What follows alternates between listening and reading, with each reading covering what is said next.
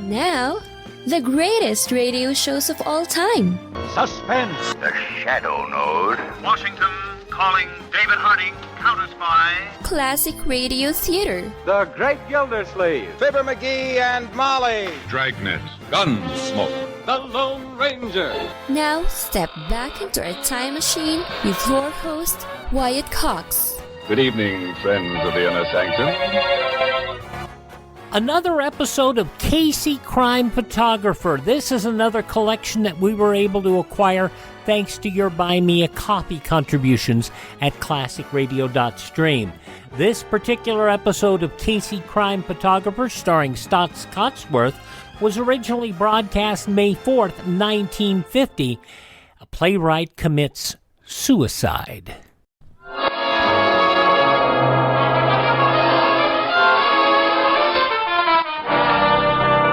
Good evening. This is Ken Roberts inviting you to listen to another adventure of Casey, crime photographer. Ace cameraman who covers the crime news of a great city. Our adventure for tonight, the suicide.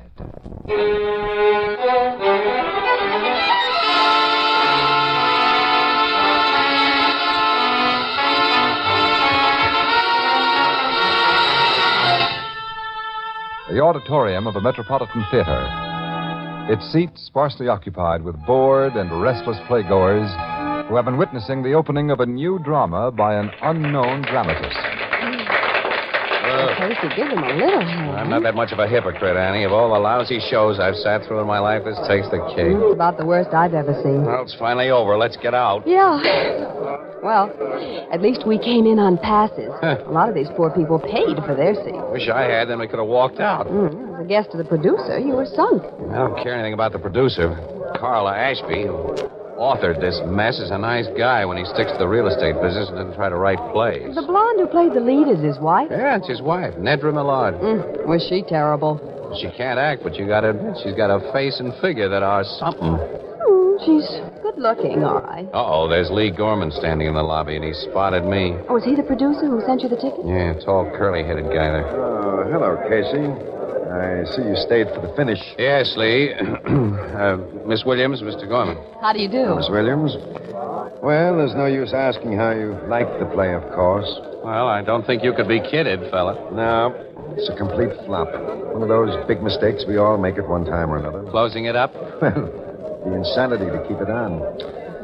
Carl feels pretty bad about the whole thing. The author, Miss Williams, Carl Ashby. This was his first play. And so Casey told me. Whatever made him think he could write a play, Lee? He doesn't know anything about the theater. He's a businessman. Well, they say everyone in the world has more or less secret ambition to write a play. And he's married to an actress, you know, our leading lady. Nedra needed a starring vehicle. Yeah, but how could she have been fooled? Well, how was I fooled? I've been in show business longer than Nedra has. Now, believe it or not, Casey, we thought the thing read well and it looked good in rehearsal. Now, I know we were only kidding ourselves. Well, I must be getting backstage with the bad news of our closing. Nice meeting, Miss Williams. Well, thank you, Mr. Gorman. See you later, Casey. So long, Lee. Better luck next time. Well, I hope so. Come on, let's get out of this theater, Annie. Yeah. Boy, I can't figure it. What? This flopperoo. And Lee Gorman's a smart showman. Oh, well, he's never had any big smash hits, you know, but he knows the theater. He must have known this play didn't have a chance. As he said, everybody makes mistakes. It was too big a mistake for him to make. Another funny thing, too. Lee Gorman's the kind of a guy some gals fall for pretty hard. I had a gorgeous surprise when I met him. He's a beautiful hunk of man. But, what's funny? Well, before Nedra married Ashby, quite suddenly, about a year ago, the gossip was that she was crazy about Gorman. Yeah? Yeah. It's funny, he and Nedra and Ashby are together in this thing, isn't it? Yeah, it is. You've made me curious. I made myself the same way. Huh. So Gorman to you is a beautiful hunk of man. Why, huh? Mr. Casey, can you be curious about my motivations, too?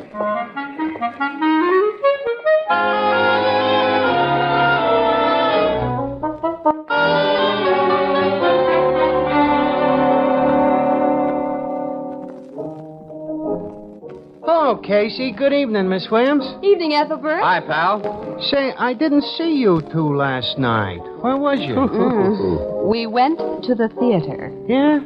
What'd you see? The Turkey starring Nedra Millard, produced by a beautiful hunk of man, Lee Gorman. Beautiful hunk of... Well, Mr. Gorman must be seen to be appreciated, Ethelbert. I ain't ever seen him. But I know the author of that play you saw. Mr. Ashby comes in here every so often, and he's a nice little guy. I felt terribly sorry for him when I read all the mean things the critics wrote in their reviews this morning. Well, he'll get over the panning he got. A guy with his dough doesn't have to worry because he isn't a second Eugene O'Neill. What was the play about? The critics used up so many words making fun of it, they didn't have room to say... Well, it was mostly concerned with a suicide, Ethelbert. Suicide? Mm-hmm. One of those heavily tragic domestic dramas. Yeah, with the corniest dialogue I've ever listened to. Why should a cheerful, pleasant little guy like Mr. Ashby write about suicide? What I'd like to know is why he should write... Tell me after I answer this phone, Casey. Blue Note Cafe, Ethelbert speaking. Just a minute. Your city desk, Casey. Huh? Okay. Hello, Burke. Delhi Towers? Yeah, I know. It's a swanky apartment building on East Parkway. What do we cover there? What? Oh, we're on our way, Burke. What is it, Casey? Carl Ashby didn't only write a bad play about suicide. He's just jumped from a window 20 stories up.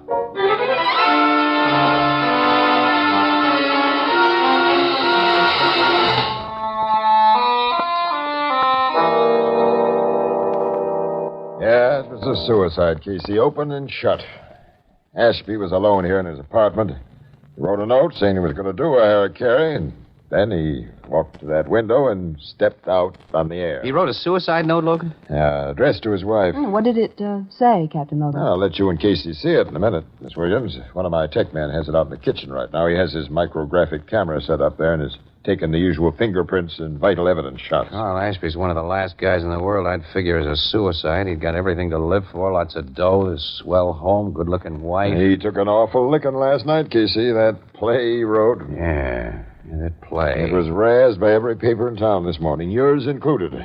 He was a sensitive guy. It hurt. I can understand that. Yeah, so could I, Ann, if I didn't have a hunch about that play. A hunch? Yeah, its setup was all wrong. What do you mean?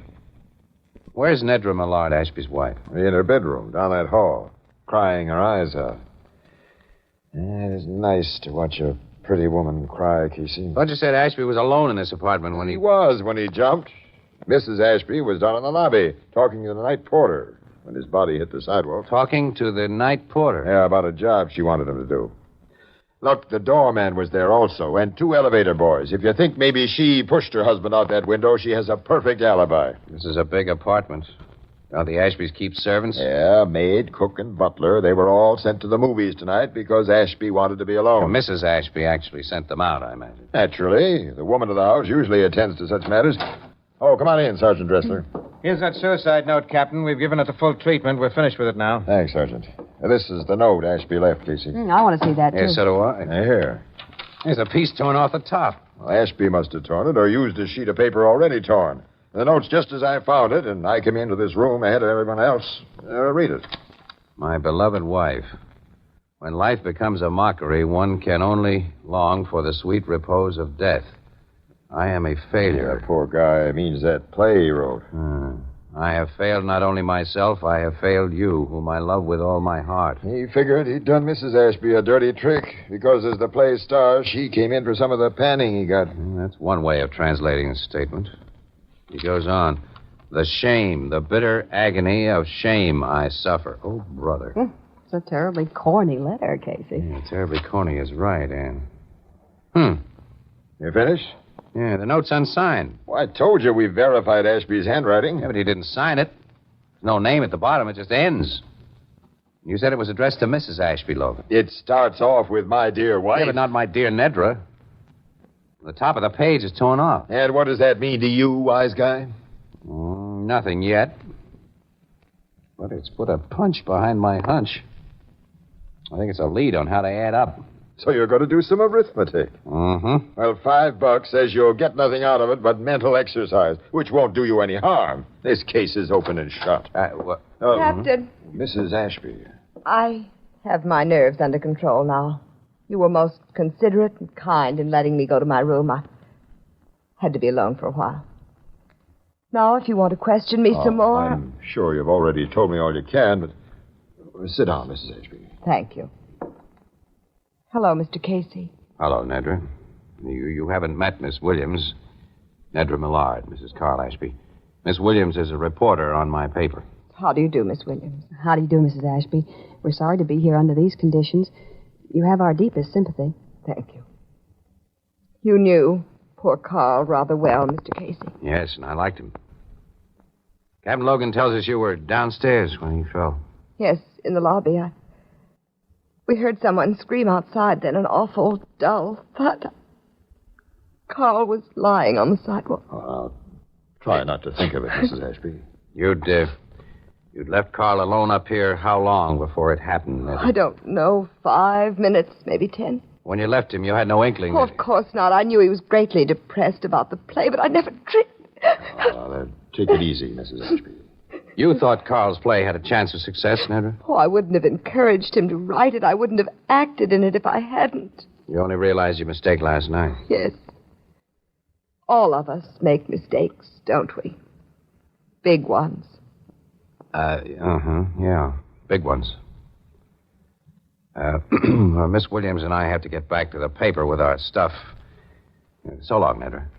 Oh, and Logan, I'm taking your $5 bet.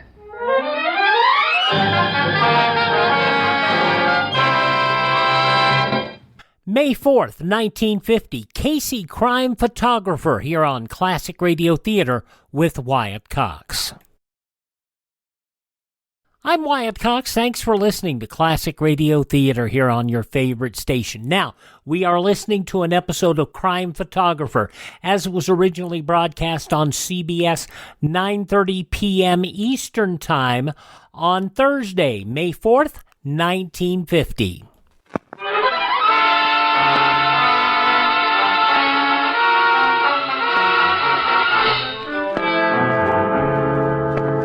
So you did your arithmetic last night, Casey. That's right, Logan. You want to hear my totals? I'm listening. Okay, here they are. Nedra Millard married Carl Ashby for his dough. But Lee Gorman remained her white-haired boy.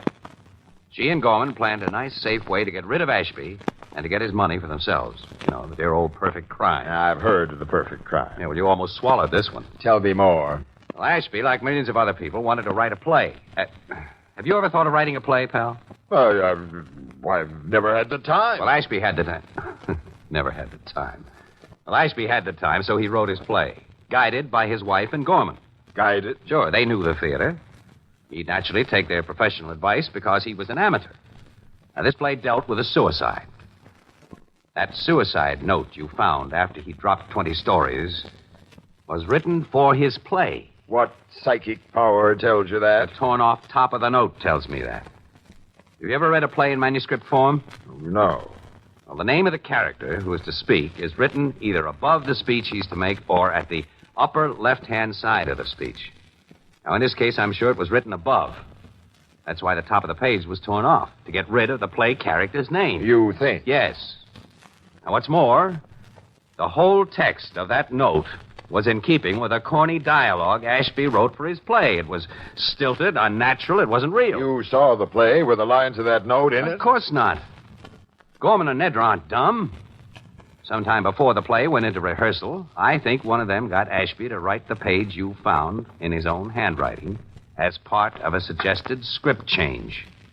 Of course, naturally, the change was never made, but the page was carefully preserved. And whoever got the page from Ashby after he wrote what was wanted took care that only the writer's fingerprints appeared on it. Sure. And Gorman produced the play, knowing it would make a laughingstock of its author. The ridicule certain to be heaped on poor Ashby was to provide an apparent motive for his suicide. And how do you think was Ashby actually killed? Lee Gorman did the job. Gorman let himself into the apartment with a key given him by Nedra, pushed Ashby, who was a much smaller guy than himself, out the window, planted that suicide note for you to find, and took the freight elevator down the back while everyone was out front gawking at the body on the sidewalk. You have a very nice theory, Casey. Well, I'm sure it's more than a theory. It's a fact. How are you going to prove that? Well, listen, now, don't you cops want to do anything for the dough we taxpayers shell out to you? Go on, you get the proof, pal. Suppose I already have pretty good proof that your theory is all wet. Huh? $250,000 is a lot of money, isn't it? What are you getting at? I had a talk with Ashby's lawyer this morning while you were still wrestling with your arithmetic. He told me that Ashby took out a $250,000 life insurance policy in his wife's favor less than a year ago. Less than a year ago? And like almost every other life insurance policy, it automatically becomes void if the holder commits suicide within 12 months of its date of issue. Oh, wow. Yeah. And as things stand now, Nedra loses $250,000. That's right, Sherlock. Do you still think she helped arrange a murder that'd look like a suicide? No. And Gorman wouldn't either. Not with that much jack involved. Well, maybe Ashby's leaving us so much dough they can afford to skip that policy, huh? She'll get a nice piece of change, but Ashby's lawyer says he wasn't as rich a guy as people thought. Did Nedra know about that policy? Well, Ashby's lawyer says she knew about it. Yeah, well, who's the lawyer? Ben Cartwright. Is his word good enough for you? When Cartwright tells you anything, it's so. Well, did he say that she knew about the suicide provision? No, but everybody knows about those suicide clauses. Well, not everybody, Logan. Not everybody. Gorman's a bachelor. He's never had any reason to take out life insurance. And sharp-shooting gals sometimes miss their target through overconfidence. Everybody does make mistakes, Logan. I'm paying a call on Ben Cartwright. Why? I'm still convinced that my theory about Ashby's suicide is right. And I'm going to try to prove it by the thing you think disproves it. That insurance policy.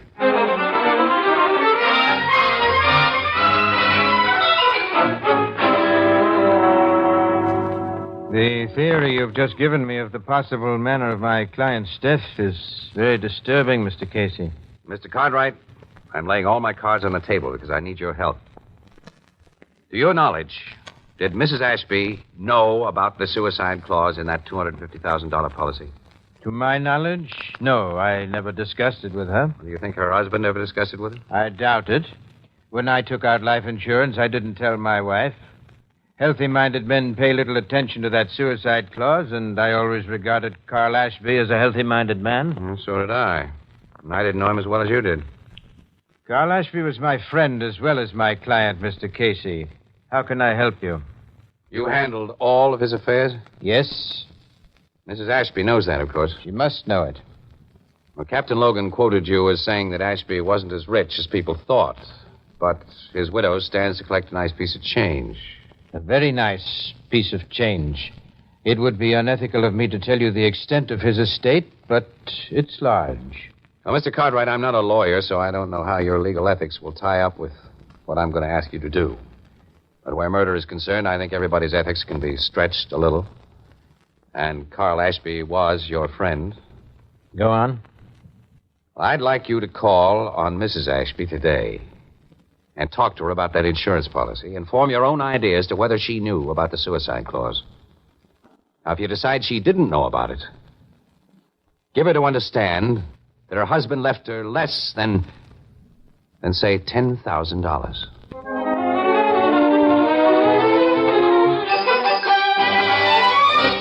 But this is ridiculous, Mr. Cartwright.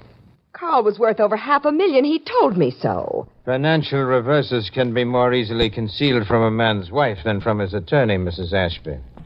Only $10,000. Of course, had he died by any other means than suicide, you'd receive an additional $250,000. Yes, $250,000. Well, I must be leaving now, Mrs. Ashby. Goodbye. Goodbye. What? Oh, yes. Goodbye, Mr. Cartwright.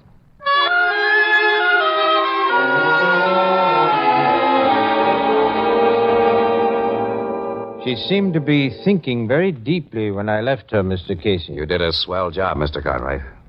Nedra Ashby is going to be watched very closely from now on. And so is Lee Gorman.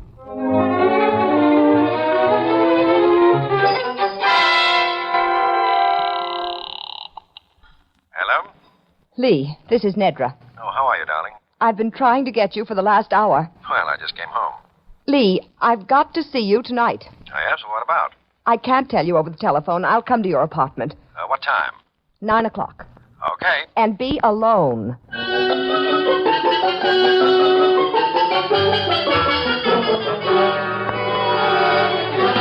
From May 4th, 1950, Casey, crime photographer on Classic Radio Theater with Wyatt Cox. The conclusion follows these important messages from your favorite radio station.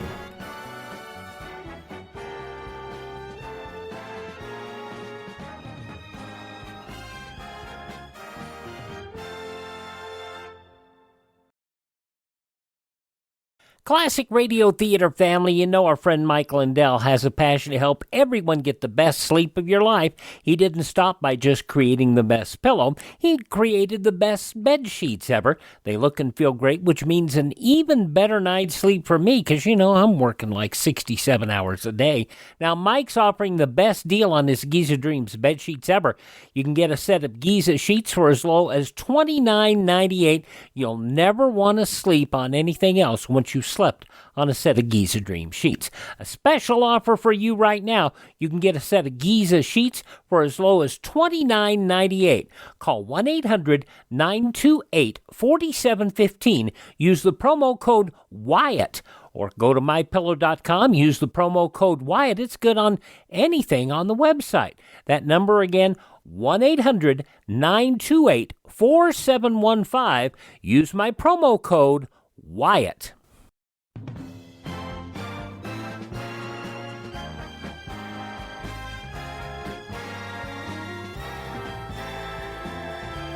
Thanks for tuning in to Classic Radio Theater with Wyatt Cox here on your favorite radio station. Now the dramatic conclusion to Casey, Crime Photographer, as it was originally broadcast April 4th, 1950.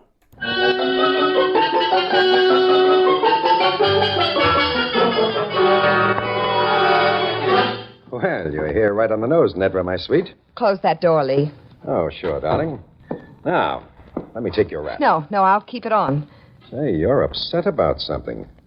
Hey, the cops haven't... No, the police haven't bothered me. Your scheme has worked out swell, Lee.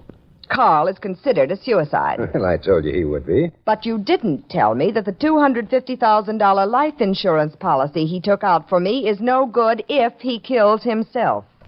Why, what do you mean? I won't get a dime of that $250,000 because Carl supposedly took his own life. Well, I don't get it. No, because you don't know anything about insurance policies. And I didn't. But I've learned about them today from Carl's lawyer. And he told you The main thing he told me was that I'll get only $10,000 from Carl's estate. Only? Yes. My rich husband was practically broke. That insurance policy was the biggest thing he had to leave me. And I'm going to get that $250,000. You can't get it if the company won't pay. They'll pay on every form of death but suicide. They'll pay on proof that Carl was murdered. And they're going to get that proof. Are you crazy? We killed Carl, you and I. No, Lee. You killed him. Just you alone. I don't think I heard you correctly, my dear. You planned and executed some of the principal details of the scheme. You even made it possible for me to get into the apartment that night. And while I made it possible for you to use the freight elevator without danger of detection, I was establishing a perfect alibi for myself. You mean that This gun will tell you what I mean. Oh. Well, what do you want me to do? Sit down at that desk. Oh. And then? Then you'll write a confession that you and you alone killed my husband. No. Sit down and write. No, you can't get away with this. If I wrote such a confession, do you think I'd stick to it after it was written? If you're fool enough to try and pin this murder on me, I'll tell everything that happened, and you'll go to the chair with me. I'm not a fool, Lee. Write that note. I get your plan now. After I wrote what you want, you'd put that gun to my head and press the trigger. Then you'd stick the gun in my hand, and I'd be thought of suicide.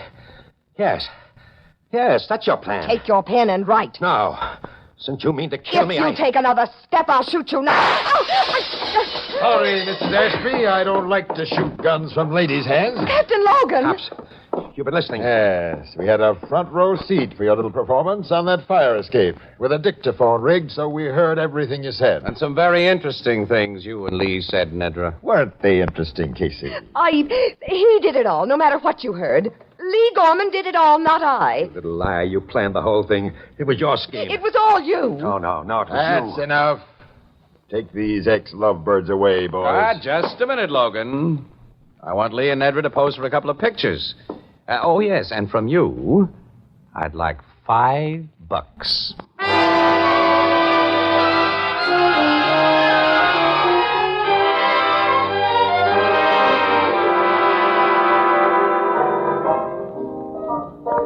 So them two sweetie pies turned against one another, huh, Casey? Well, you should have heard him after Logan got him to headquarters, Ethelbert. Each made a full confession of what the other had done. They're going to wind up sitting in the same piece of hot furniture. Hot furniture? Oh, you mean the electric... Oh. How'd you figure Mrs. Ashby'd go to Gorman's apartment after that lawyer talked to her, Casey, and do what she did do? Well, there wasn't anything else she could do to salvage that $250,000 insurance. And Lee Gorman was right in his theory, Ethelbert. She meant to shoot him when she got his confession and make him appear as a suicide. You know, I'd say that Nedra Millard Ashby ain't a very nice lady. Check, pal. You say that again. But, a certain person I know thinks Lee Gorman a beautiful hunk of man. And tell Ethelbert what you did with the $5 bet that you won from Logan, Casey. What? Well, okay. I bet it back to him, plus 5 more, that the Red Sox would win today. And they lost. Well, everybody makes mistakes, don't they? Oh, that's what I've always said. Everybody makes mistakes. Yeah. Did you say the Red Sox lost today?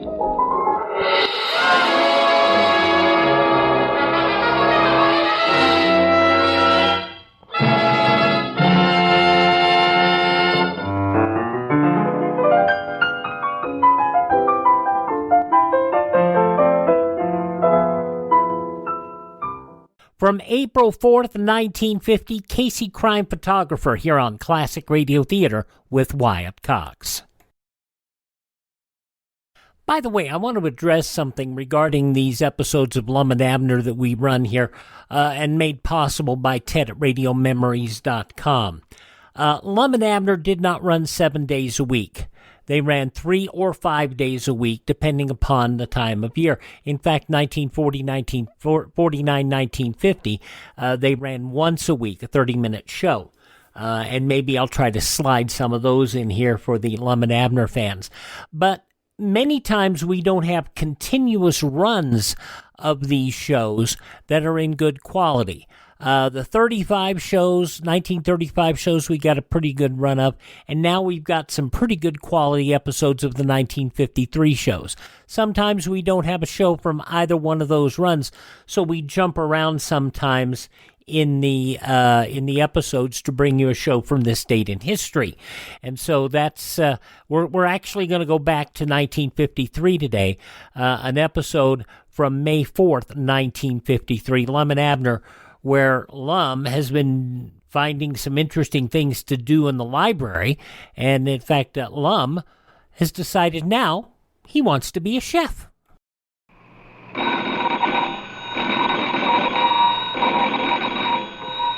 Granny's, Abner. I believe that's our ring. I don't get Lum. I believe you're right.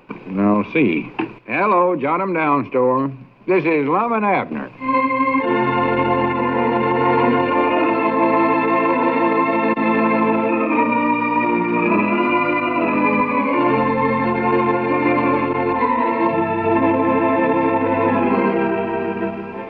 And now let's see what's going on down in Pine Ridge. Howdy, folks. This is Dick Huddleston. Well, things are fairly peaceful here in Pine Ridge, for a change. Cedric and his 10 are going from in front of the Jot 'em Down store, and so is the threat of Squire Skimps to put up a billboard blocking the store's entrance. Grandpappy Spears is at his favorite place at the library table, reading his favorite book, the Almanac, and Abner's taking an order over the phone, a library order. Let's listen in.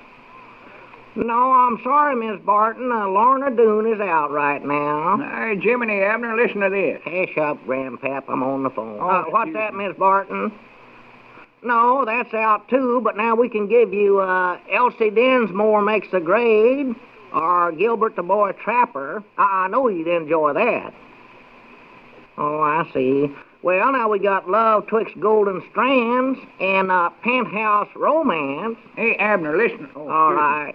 Anything else? Thought you was talking to yourself. Uh-huh. All right, now see if I got it straight now. You want Penthouse Romance, a bucket of lard, cornmeal, and a rat trap. Yes, Mom, we'll send it out this afternoon. Goodbye. Well, I'll be doggone. Listen to this. What's the matter now, Grandpap? Bristol, Tennessee, 1,680 feet above sea level. Oh, Lord, that almanac junk. Yes, sir, I never would have believed it. Bristol, Tennessee, 1,680 feet above sea level. Was you ever in Bristol, Grandpap? How's that, Abner? I say, was you ever there? Ever where? Bristol, Tennessee. Bristol, Tennessee. Just a minute, I'll look that up for you. Let's see, Bristol. Here we are. 1,680 feet. You've already read that. That's above sea level, Abner. Uh-huh. Well, I better put up this order for Miss Barton. Bozeman, Montana, 4,755 feet. Grandpap, you're going to sit there and read. Don't keep reading the same junk over and over again. Gets monotony. How's that? I said don't... Oh, Lommy, look at that stack of books old Lum's bringing in. Must have got 'em for the library. I better get out there and help him.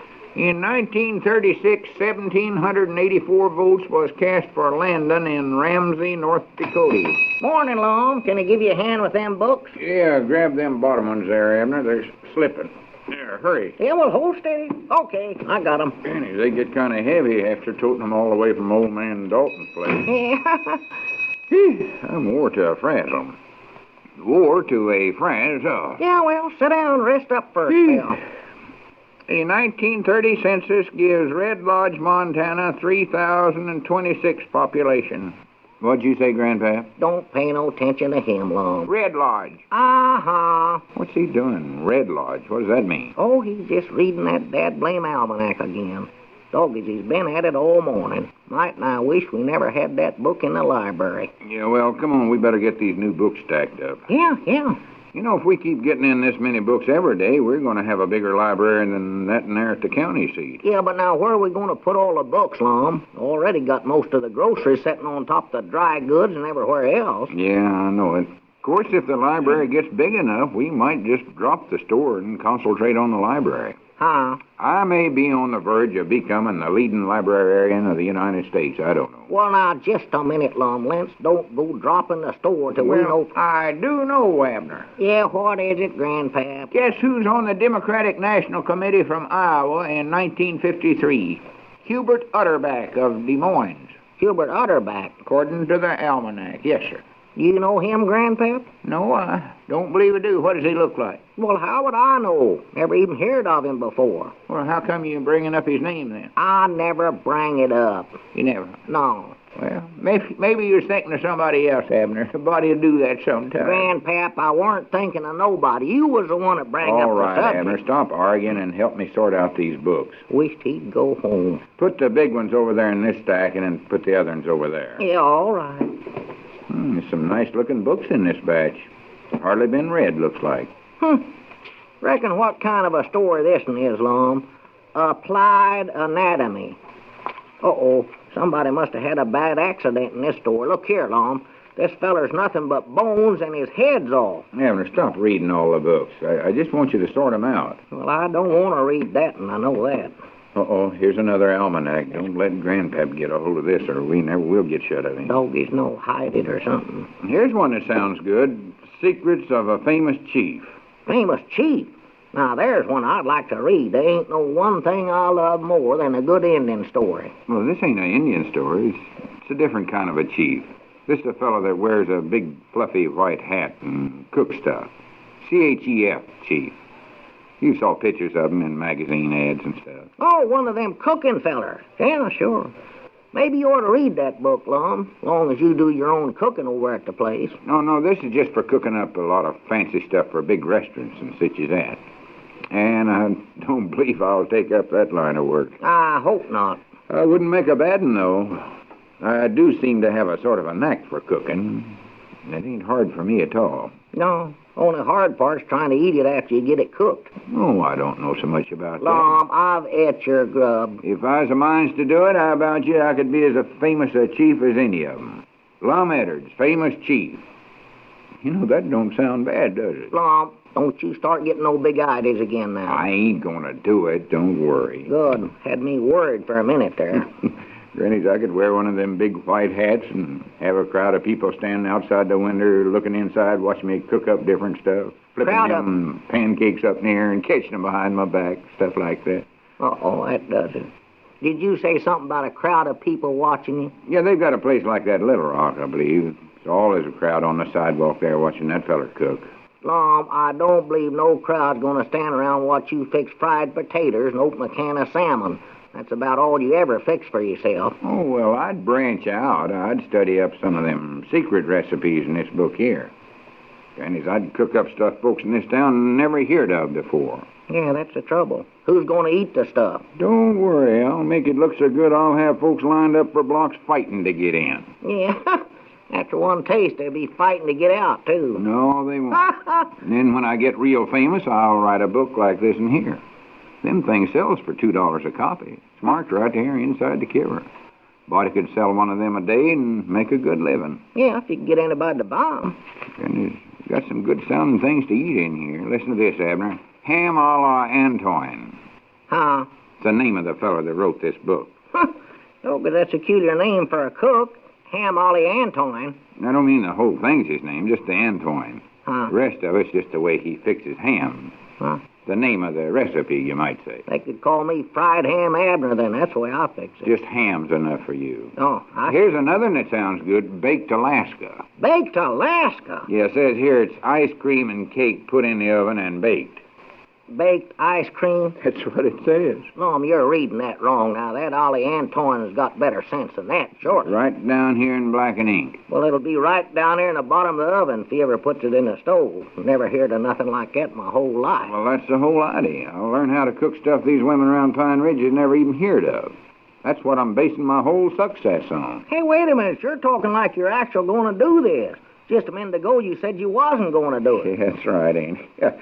I reckon I did get a little carried away there for a minute. Yeah, kid, you was flying high, wings flapping in the wind there. It is a idea, though. It's a idea, but not a good one. Where would you do all this fancy cooking? Luke Spears got the only restaurant in town. You know good and well he wouldn't let you go messing around in there. Oh, well, I weren't serious about it no ways, I don't think. Good. Now, I'm feared this town ain't ready for nothing like that. Pine Ridge is sort of country in some ways when you come right down to it, Abner. Actually, a feller of my talents ought to move to a bigger city, I believe. Just what talents you talking about, Long? Hey, do you fellers know where the center of the state of Alabama is? No, Grandpap, and what more we don't you care. Never guess it, Abner. At least I never would. It's at Chilton, 12 miles southwest of Clinton. No, now, there's an interesting one thing I ever heard in my whole life. Oh, I wouldn't say that. It is interesting, I'll admit. But listen to this. In New York City in 1936, the coldest it got was 14 below zero. And in Milwaukee... Grandpap, I don't care how cold Abner, it stop got. arguing and get the phone. I'm busy here reading how you make crepe Suzettes. Get the phone. Oh, yeah. Hello, jot 'em down store and library. Abner Peabody done a talking. Oh, how you, Miss Johnson? No, we're plumb out today. The bread truck never showed up. Oh, I don't know. It's got to where we can't put no dependence in him at all no more. Yeah, well, if he shows up tomorrow, we'll preserve you a couple of those. Anything else? All right, Miss Johnson. Goodbye. Long, we got to do something about that dad-blame bread truck. This is the third day he ain't showed up. I know it. It's just that one outfit, and they're getting awful independence. It's too bad we ain't got a bakery right here in Pine Ridge. Then we wouldn't have to put the dependence on a feller that's coming all the way from the county seat whenever the notion strikes him. Yeah, and it's getting to her. Or wait a minute. Wait, a minuet. What did you say, Abner? Did I say something wrong? No, you just hit on a great idea there. I did. Well, good for me. I couldn't hardly get it out. What is my idea? Why, starting up a bakery. Huh? That's just the outlet I need for my cooking talents. We can start it right here in the store, the Pine Ridge Bakery. L. Edwards, head chief. I knowed this book was a gold mine the minute I laid eyes on it.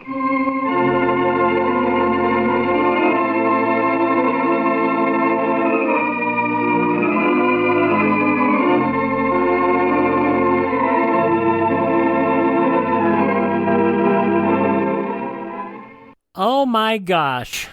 This is a good storyline. It really is, and hopefully I can carry it out to the end here. May 4th, 1953, Lum and Abner here on Classic Radio Theater with Wyatt Cox. And by the way, our friend Ted, RadioMemories.com, supplies us all these restored Lum and Abner programs. You can find him at RadioMemories.com. He provides shows on cassette, CD, or on flash drive for your computer. That's RadioMemories.com. Check him out, won't you please? Our religious institutions are strongholds of the American way of life. Our country was founded by men who had faith in God and who were willing to endure hardship and sacrifice for the sake of that faith. Today, the religious institutions in your community need your interest and support, so take an active part in religious affairs. Your pastor, rabbi, or priest will give you invaluable family counsel and aid if you are a newcomer to the community. To face the problems of the future, America must be morally strong. And that moral strength comes through worship and faith. Go to church this week and take someone with you. Thanks for making us a part of your day. Would you thank this station and support their advertisers? It's their kindness and courtesy that allow us to be with you each and every time we roll around here on your favorite radio station. Now, if you miss a day, you don't have to miss a single show. Just visit our webpage, classicradio.stream. That's classicradio.stream. Stream our shows. Learn about building a classic radio collection of your own. You can find our social media links there. We do have a listing of all the sites that also provide our shows on a podcast basis, so you can find it that way through an online app if you like. And of course, you can buy me a coffee. The Buy Me a Coffee money allows us to acquire additional classic radio collections and maintain our distribution channels. That's classicradio.stream. Thanks for tuning in. Tell all your friends. The great radio shows are right here at this spot on the dial. Classic Radio Theater with Wyatt Cox on your favorite station.